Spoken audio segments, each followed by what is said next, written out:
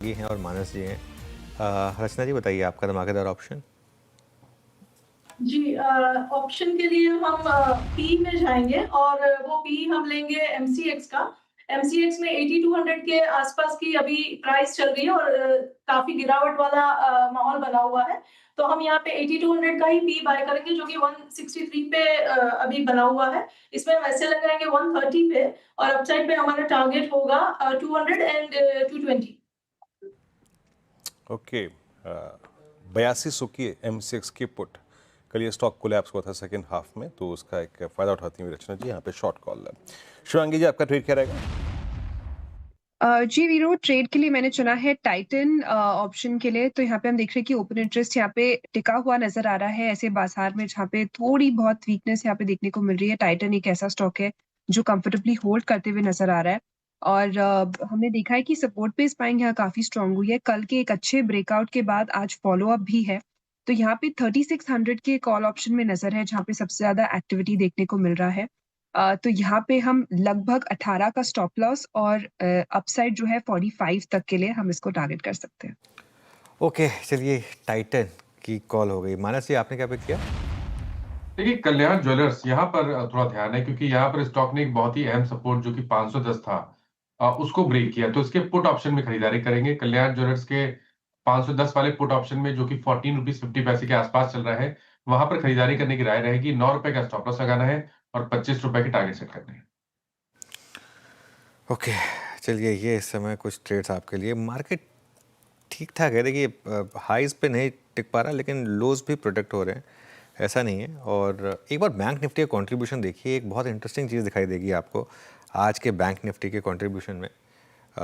Nifty में तो खैर इट्स ऑब्वियस कि रिलायंस लीड कर रहा है, लेकिन बैंक निफ्टी में एचडीएफसी बैंक ड्रैग कर रहा है, लेकिन आज कोटक महिंद्रा बैंक कुछ अलग ही मूड में है। अच्छा खासा मूव यहाँ पर कोटक महिंद्रा बैंक में, और इनफैक्ट अब ये स्टॉक जो है अपना डे हाई क्रॉस करने की तैयारी कर रहा है और 200 डे मूविंग एवरेज से ये मूव आना शुरू हुआ था और अब ये बहुत दिनों के बाद 20 डे मूविंग एवरेज का अच्छा रचना ही चली गई। मानस आप देखिए एक बार 20 डे मूविंग एवरेज के करीब 2020 पर क्या करें कोटक पर इस समय? देखिए, यहाँ पर कंसोलिडेशन हो रहा है। अगर आप देखें तो पिछले 10 दिनों में करीब 3 बार अटेम्प्ट हुआ, स्टॉक ने 200 मूविंग एवरेज को रीगेन किया, लेकिन वहां पर सस्टेन नहीं हो पाया। मेरा समझना है कि खरीदारी केवल 2030 के ऊपर करेंगे। जब 2030 के लेवल ब्रेक हो, तो ही खरीदारी करें। हालांकि अगर आपने लॉन्ग पोजीशन बना ली है, तो आप स्टॉप लॉस 1990 पे लगा के स्टॉक को होल्ड कर सकते हैं, लेकिन एग्रेसिव होकर खरीदारी 2030 के ऊपर ही करनी चाहिए। ये कोटक महिंद्रा बैंक। और आज मैं एक चीज़ देख रहा था, जैसे अभी जब कोटक की बातचीत हो रही थी, आज मिड कैप आईटी में ज़्यादा शॉर्टिंग है। निफ्टी आईटी जो 0.14% कोलैप्स हुआ है, मिड कैप आईटी में, हालांकि लार्ज कैप आईटी में भी है, ऐसी बात नहीं है। एचसीएल टेक्नोलॉजीज इस वक्त डेलो पे ट्रेड करता हुआ, बट आप देखिए आज एलटीआई माइंट्री क्या कोलैप्स हुआ है, जरा आप ले लिखाइए एक बार जरा। एलटीआई माइंट्री आज डेलो पे ट्रेड करता हुआ। उसके बाद आप देखिए एम्फेसिस मिड कैप आईटी में heading towards 200 day exponential average, बड़े एवरेजेस को टच करते हुए। आप ओरेकल फाइनेंशियल्स को देखिए, आप परसिस्टेंट को देखिए, सारे एवरेजेस के नीचे। टीसीएस तो फिर भी स्टेबल है, और फिर लिखाइए आप कोफोर्ज डेलो पर। ये आपकी रीडिंग में आशीष बहती जी, आईटी में आप कुछ ट्रेड कर रहे हैं क्या, या फिर अगर लॉन्ग पुट या फिर शॉर्ट कॉल कोई भी अगर आईटी में हो आपकी तरफ से? कोलैप्स हुआ है निफ्टी आईटी इस वक्त। जी।